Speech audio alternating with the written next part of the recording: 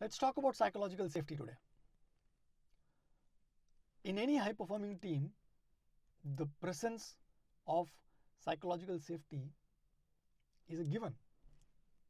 Without this, you cannot have a high-performing team. You may have a collection of individuals who perform well, but you will never have a high-performing team as a unit. So what do you mean by psychological safety?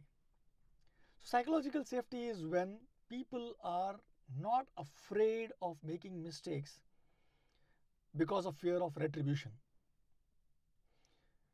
where they are okay to fail and own up to their failures because they know that the team will actually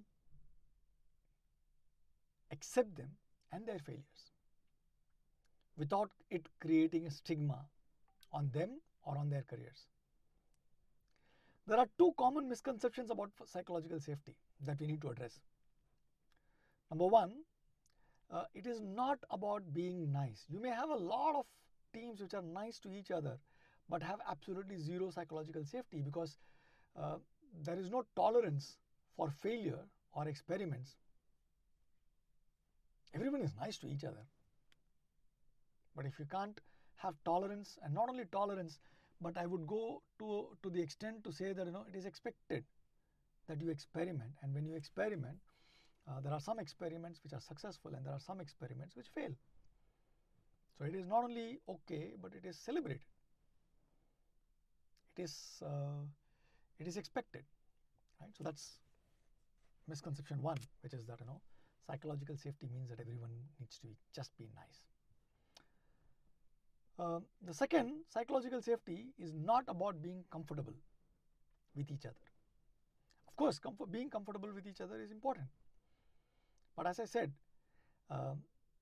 failing at something is extremely uncomfortable. Owning up to failure is even more uncomfortable. Confessing that you tried something and it didn't work out is very, very uncomfortable. If you've tried this and if you have done this, you know how uncomfortable it can be. So psychological safety is not about creating an environment where everyone is comfortable with each other.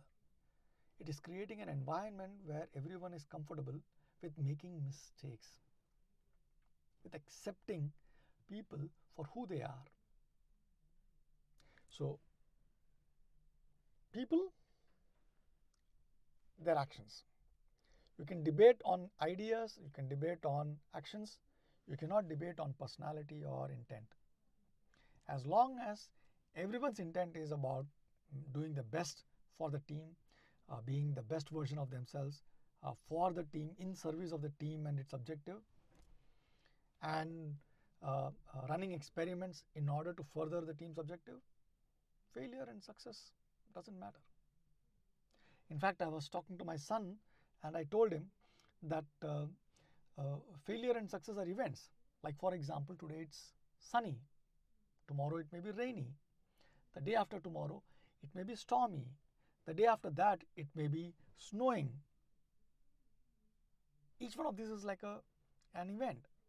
So one experiment you may succeed, the second one you may wildly be successful, third one you may be extremely wrong and fail miserably. It just doesn't matter. You just need to get up, learn from what happened and move on. And the team should be in a position to not only allow you to do all those mistakes and learn together as a unit, but also celebrate those attempts.